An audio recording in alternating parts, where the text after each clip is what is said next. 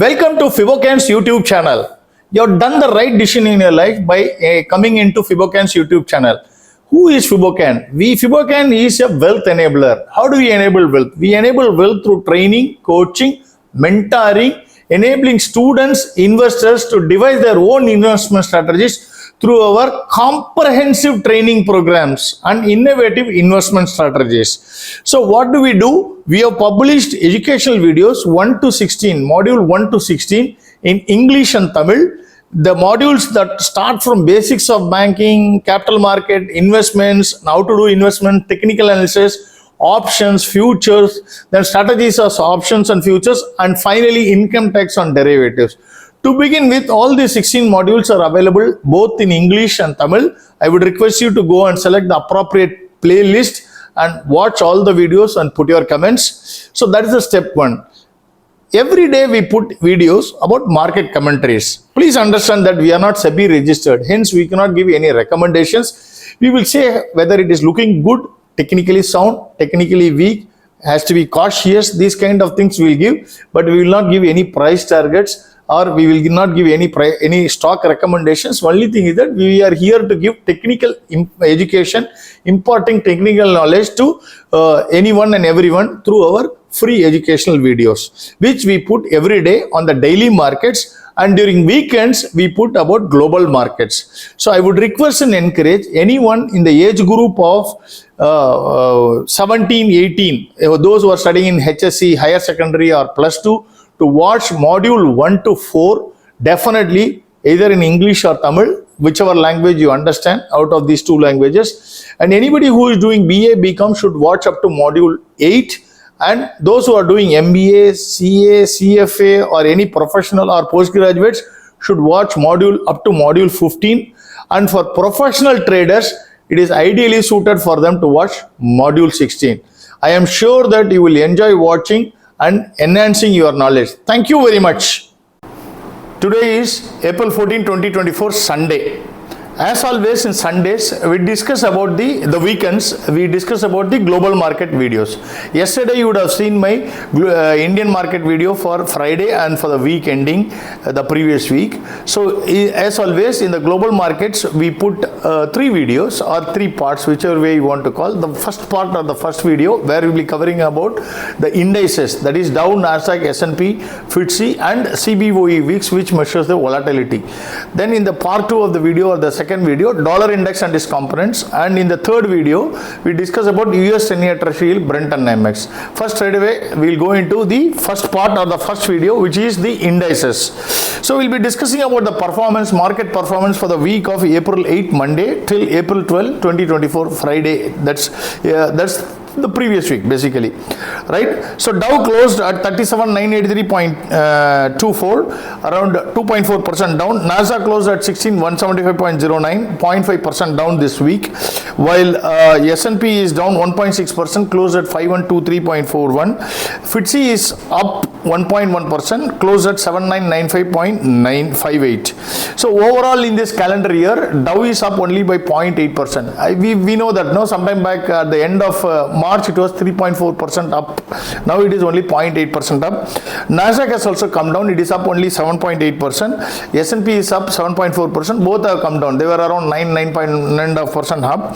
FTSE is up 3.4%. So before we go into that, I would request people to watch my videos. Okay, whatever I say, we have said in the previous videos.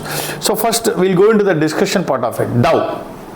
We'll discuss Dow, Nasdaq and S&P together because the movements are identical and similar. Of course, there is small variation within the 3 indices. So Dow and S&P more or less formed similar candle. Dow in particular in this week formed a solid red candle. Last week it formed a solid red candle, forming an engulf, bearish engulf. If you recollect, I have told last month end itself that the 5th month in succession in the monthly chart, Dow, S&P and Nasdaq closed on the Bollinger upper band. There are 2 sides of two ways of looking at that. One is that one can say that there is so much strength in it.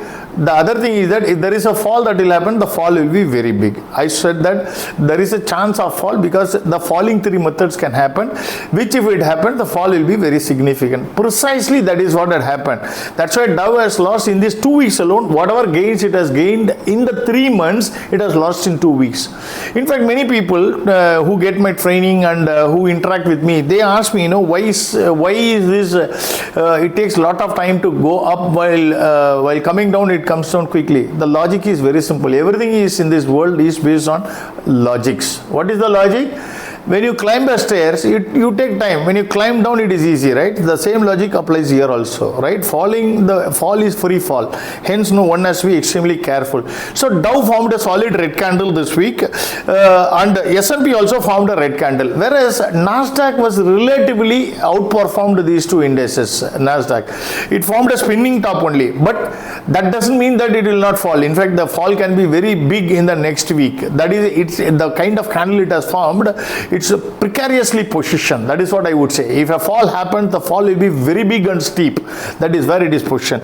In the monthly charts, all the three particularly S&P and Nasdaq, as Dow and Nasdaq. Dow has formed a very big red candle, fully engulfing the previous candle. That is the March candle. S&P is more or less about to engulf a big candle, while Nasdaq has formed a relatively small but solid red candle. So all are forming reversal candles, so which we have been telling for quite some time. And when we analyze the daily chart, that's very important, right? We have to go look at all the time frames before we can conclude the direction.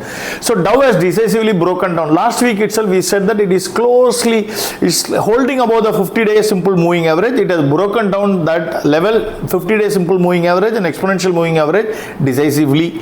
It is now taking support at the 100-day simple moving average, and also it is now touching the Bollinger lower band. Here again there are two things.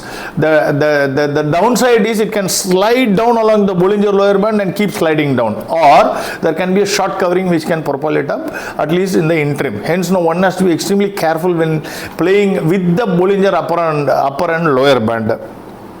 In the case of Nasdaq, it has formed a red candle. Of course, it is holding the 100-day moving, 50-day moving average. It has not broken down. Same is the case with S&P, but S&P is dangerously close to the 50-day simple moving average. Tomorrow meaning Monday. Tomorrow, if it opens gap down, there is chance that it will go below that decisively. FTSE on the other hand, last week if you recollect, it formed a solid red candle. I had said that it is the first reversal, and always definitely a first reversal, but first reversal has to be ignored.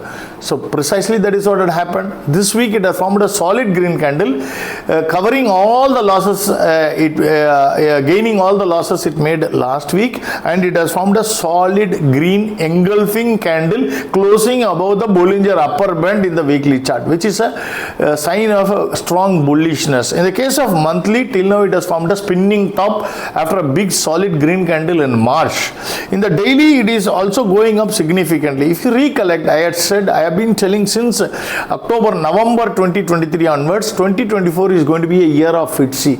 And in fact, last month we had said that the downtrend is over, and beginning of March or end of February itself, we said that when it took support to the 50-week and from there it bounced, we had said that very clearly the fall is very restricted, and from here it is going to be one-way upward direction for FTSE, and second half of calendar year 2024 is going to be a year of FTSE. Precisely that is what is happening. In the case of CBOEX, here again we are told that the level of 9.0 and 10.2 will hold as support. In fact, it was taking strong support and it was bouncing. Last week it has formed a solid green candle, and we said that it is on a strong uptrend. It continued by forming yet another green candle, and the Bollinger upper bands are going and the price is going up. That means it is on a very strong upward move, and same is the case in the case of monthly. It has formed a solid green candle. In daily chart, it has formed a solid green candle on Friday, and it is significantly moving up. So CBOE weeks moving up, there is going to be volatility. It is not good for amateurs, but professionals like me, I enjoy volatility because that's an opportunity to make a lot of money, provided you know how to play around the market. So thank you very much. In part 2 or second video, we'll be discussing about dollar index and its components.